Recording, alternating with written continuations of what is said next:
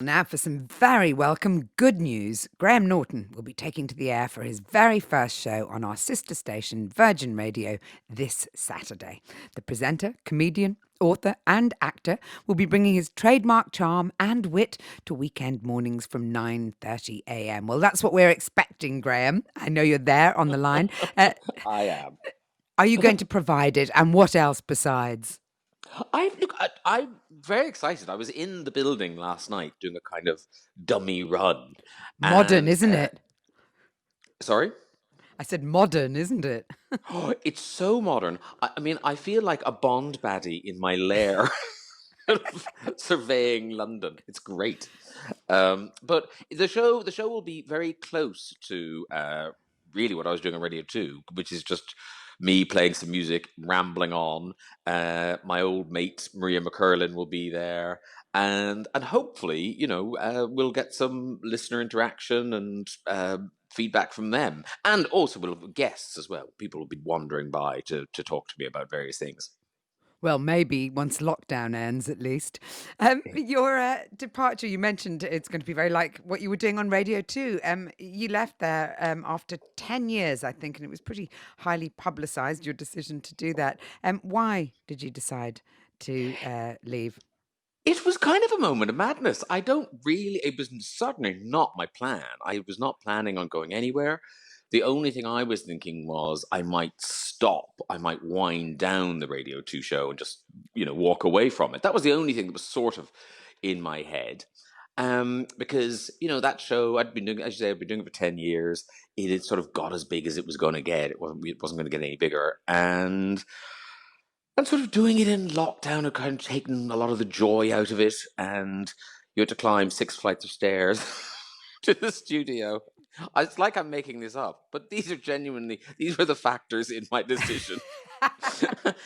And then I was selling a book last September, and I went in to see Chris Evans, who does the breakfast show on Virgin, Oh, and yes, we he know was him sort of well. teasing me about going to Virgin. Oh, come here, come here, and Chris seemed so happy. It was a beautiful sunny day. I could see my house from the studio, and I just thought, actually, this would be quite nice. But I didn't think anything more of it. But then Virgin rang afterwards and said, "We're serious. Would you like to come?"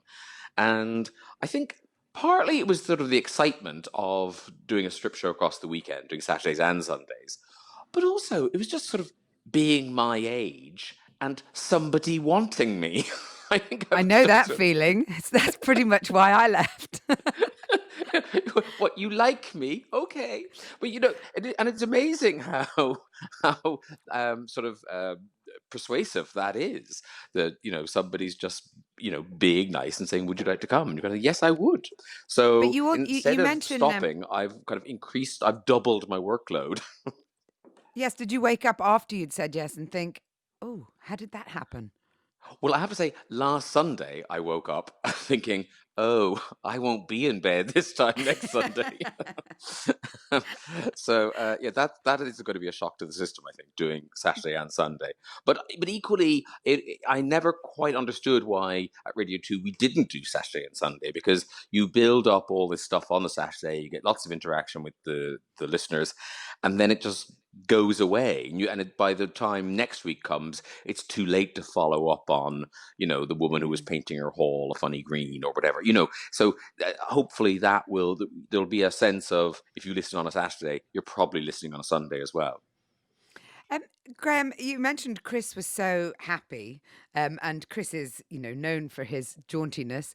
But I wondered if it also reflected a sense that morale was low at the BBC. It's been quite a difficult year for them. They've been in the headlines a lot. It's been a very difficult year for sort of the top line presenters at the BBC, in terms of lots of things changing, in terms of what you were allowed to do, what you were allowed to earn, and so on and so forth. Did none of that play into your decision? The only thing that was part of the decision was, I kind of, oh, if I stop doing this, I'll get off that list. I won't be on that list anymore.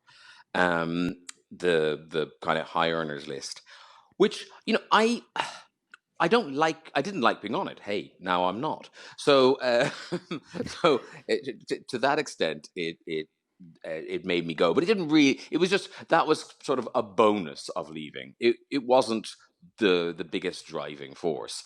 And in terms of being at the BBC, I've never felt, I think the reality of being at the BBC, certainly my reality of being BBC, maybe yours was different, that I didn't feel that kind of much in a straitjacket about what I could say or what I could do. The tweeting rule, I don't really tweet about anything really. So that didn't affect me. Yeah, so I those things didn't bother. And also, I'm still very much at the BBC. I've still got a chat show. I still do Eurovision. I'm still on RuPaul's Drag Race. So all I've done is walk away from Radio Two, and that was to do with the stairs. But it was to do with the stairs and also the earnings list. Is it because you're embarrassed about how well paid top entertainers are, or is it just a sort of instinctive? Ooh, it's like being naked in front of the nation. Well, I think it is that thing. None of us like talking about money. At a dinner party, you talk about all sorts of things. People tend not to bring up their wages. That's it's not seen as acceptable to be discussed in a public forum. Um, and there's something. And also the list is so.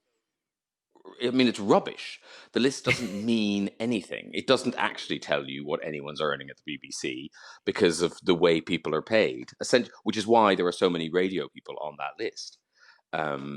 So it's pointless. The good thing about it, I would say, and I think going forward this will become a better thing, is that if they weren't publishing that list, I don't think there'd be nearly as many women on that list.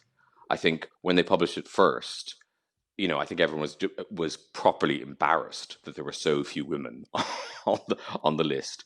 So I think that's changed over the last few years, and soon I think in the next few years that list will become much more diverse, which has to be a good thing, and is kind of because of the list. So I don't think politicians brought that list in for those reasons. I think they just wanted to know what famous people earned. It was like just legislating for gossip. But in fact, I think it has had a kind of knock-on benefit effect.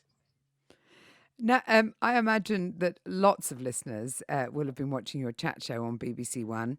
I wondered how strange it's been. I mean, you talked about making the radio show during the pandemic, and not being able to go to the studio all the time, and or at least not having guests and so on.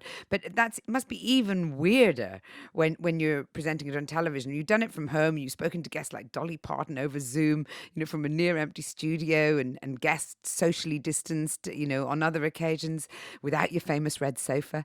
How do you make that work and still feel like it's an incredibly sort of familiar and comfortable, chatty experience?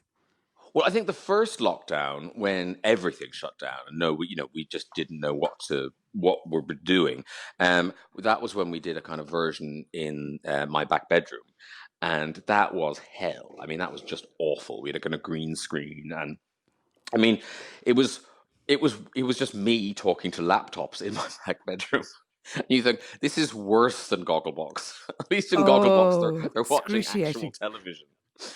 um, so when we came back in the autumn, and Studio Works in the old TV centre had kind of figured out how to operate that building safely for everybody.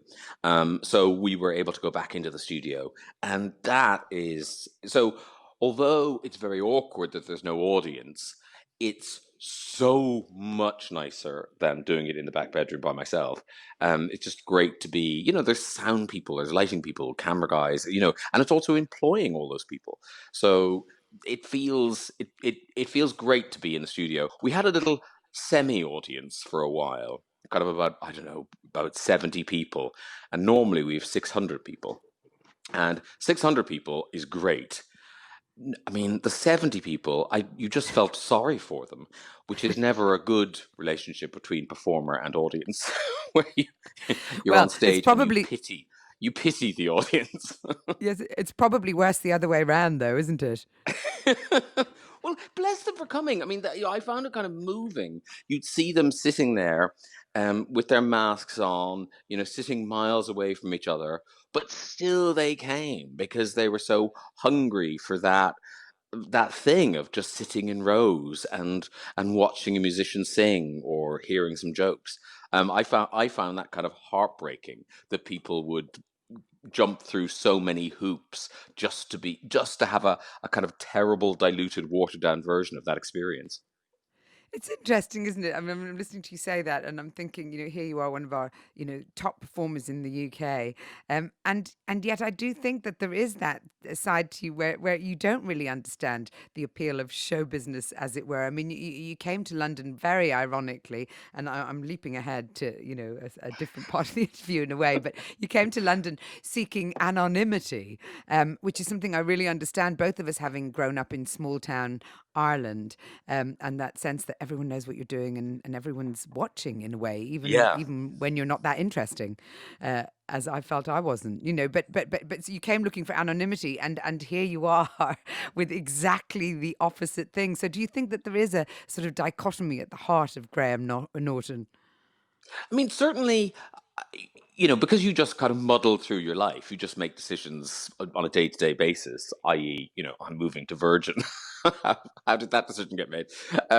But it was only kind of when you look back and you remember who you were, and then you think, how did that happen? How did that guy end up doing this? And there was a performer in me, there was a show off in me, and also I suppose, although I'm very known, um, I think I'm still quite good at protecting my privacy. I don't I don't do kind of reality shows, or I don't do at home for Hello Magazine, all those sorts of things. So I think you can do both things. You can be a public figure and be quite private, and that's what I try to do.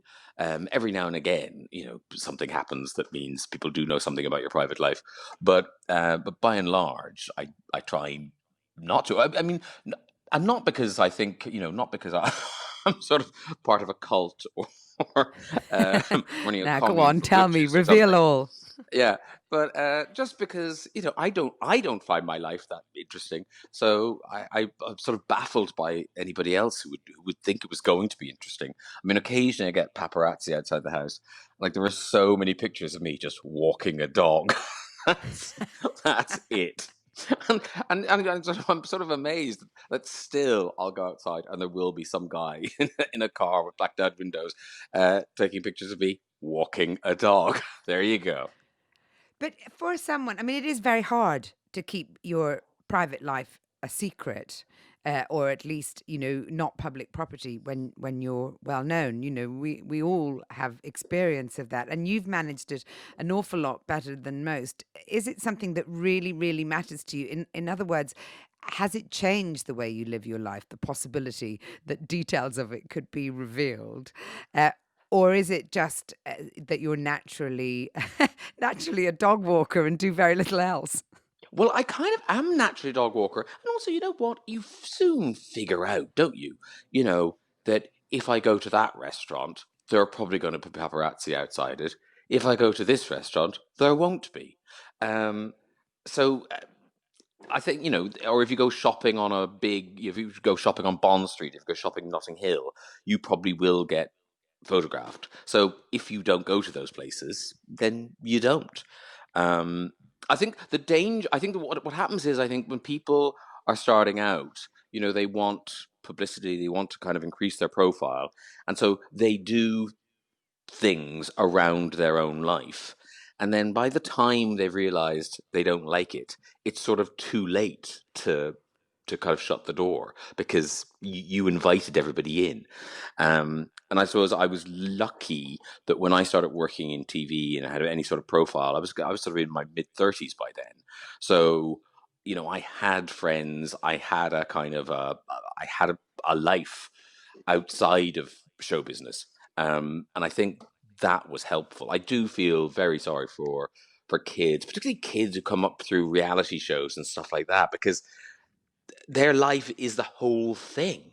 And you see how damaging that is for them, and kind of um, the awful things that happen to them, because, it's very hard to cope with, particularly because, back when I was starting out, you would get a nasty review in a paper, or someone would say something snarky in a column about you.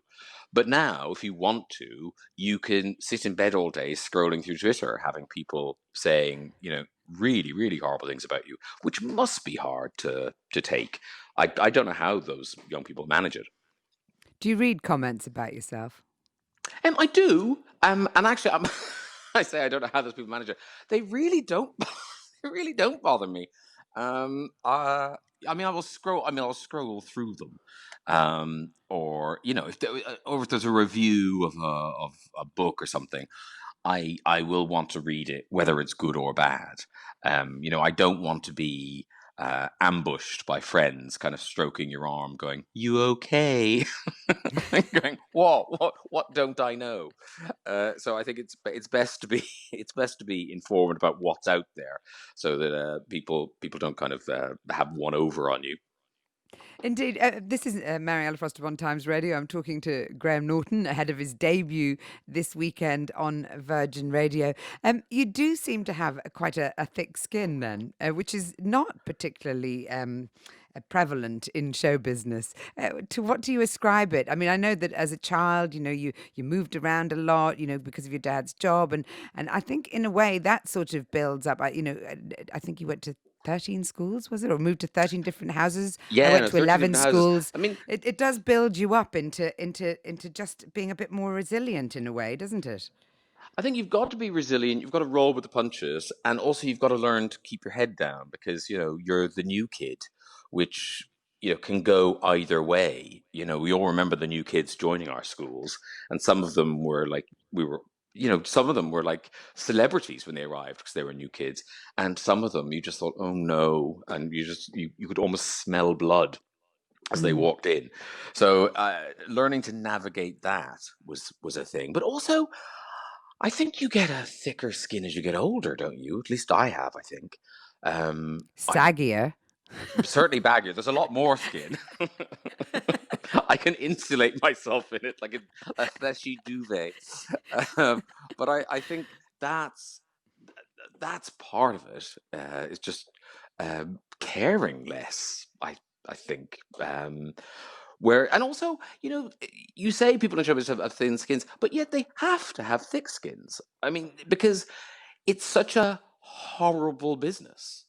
There's a lot. Hashtag be kind. Um, Hashtag be kind isn't a show business concept. You can't give someone a good review if they're in a play just to be kind. You will say they suck in that play. Don't waste your money. If you go for an audition, when they say you didn't get the part, it's you have to take it personally because they have rejected you. That's who's been rejected, and you have to develop a thick skin, or really you're in the wrong game. Mm. Your most recent novel, Home Stretch, reads really like a sort of love letter to Ireland, despite some of the darker parts. And it tells the story of a gay man leaving behind 1980s Ireland for London, but he never forgets home. Is it your most personal excursion in fiction? I suppose it is. It's the book where I think, when I started writing fiction, my big concern was, oh, Graham Norton off the telly wrote this book, and you don't want to get in the way between the reader and the book. So I deliberately kept anything that might resonate with the reader about me out of those books. And so this was the first time that I allowed a bit of me in. So one of the main characters is gay, a bit younger than me, but a kind of around my age, and does go to New York, does come to London, goes to places I've been. That was my extensive research. Like, where do I know? Oh, here. So there was some of that, and the love letter to Ireland aspect was kind of accidental. That wasn't meant to happen, but because that main character he leaves Ireland and he's gone for a long, long time. When he came back, the idea in my head as a writer was that he was going to be reunited with his family and he was going to experience that. But of course, then you realize, oh, but he's not just meeting his family. He's meeting this new Ireland. He's meeting this country that's changed out of all recognition. And so that became part of the novel, part of the story. When did you realize? Because I mean, you did no writing, really, up until you hit 50. I mean, no serious writing, if you will. And then you embraced novel writing as though you were a natural, or you are a natural. I read your first novel. I haven't read Home Stretch yet, but I loved it, Holding.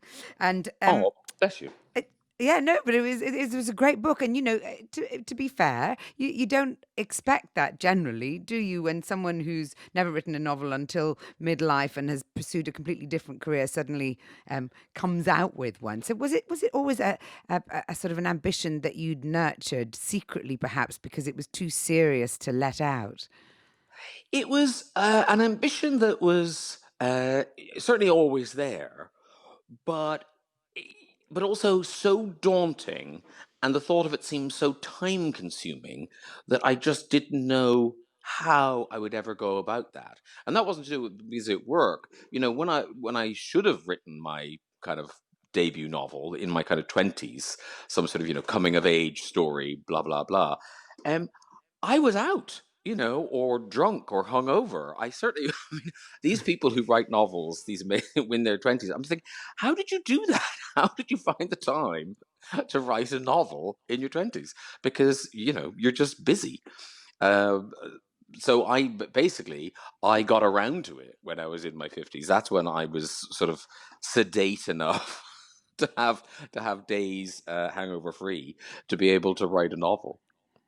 So, which of the jobs that you currently do, including the very exciting, arrival at Virgin Radio this weekend, which of them could you least live without, least happily Ooh, live without? it's hard. Eh, I could live without any of them, really. I mean, that's kind of, that's what you always kind of think. What would life be like if I lost all these jobs? If I just got cancelled tomorrow, would I be okay? And I think I would. I think I'd kind of, I wouldn't like it, but I'd muddle through. Um, the- and what's and what's difficult to choose is they all give you different things. The books are kind of the most considered, the most kind of selfish things I do in a way. In that it's just me in a room, kind of creating those worlds. The TV is kind of probably the highest profile, so you get the kind of the biggest buzz off that. But then there's the immediacy of the radio, which I love. I love with the radio that you just you rock up and suddenly you're talking to people, and I also really enjoy playing the music, and I have fun in that it's more immediate. TV is a much kind of slower beast, and it takes a lot more production and meetings and all of that stuff. So I don't. Yeah, I'm refusing to choose. I'm refusing. Goodness, you're a very difficult guest, if I might say. Thank goodness you're such an excellent presenter. Um, you you did once say, I think, on Desert Island Discs about 15 years ago that you thought you were a very bad interviewer. I'm accusing you of being a bad guest. Have you changed your mind about that? You must surely have kind of upped the ante, don't you think? Well, I think I can chat to people. I'm quite good at chatting to people, and I'm quite inconsequential. That banter with people, but a proper kind of in-depth interview. I No, I think that's what's. I mean, and I think some people who are good at those aren't very good at kind of chitty chat nonsense. So I think you find your level, and you hope there's a market for it. So that's kind of where I'm at. Occasionally I'll have it normally it's to do. I frustrated if I've got a guest where you kind of think you've got so much more to offer than this silly interview is going to expose. You've got an incredible story. Either it's a part of their life story or something to do with their work, and that's when you feel like, oh, I wish the show was different. I wish I could do a kind of a longer form, in depth interview, but but as I say, I think there are other people who do that on other mediums where people do that. So I do what I do, and I enjoy it. I like doing what I do, because I suppose I find it easier than doing a big long form serious interview. What have you got lined up for this Saturday? Tempt me. Well, this Saturday, now I have to remember. Um, If I you've not written think it down on a piece of paper, I have to write everything down.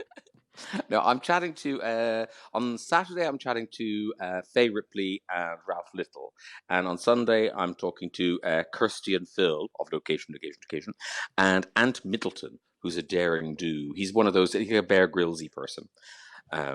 He knows how to survive.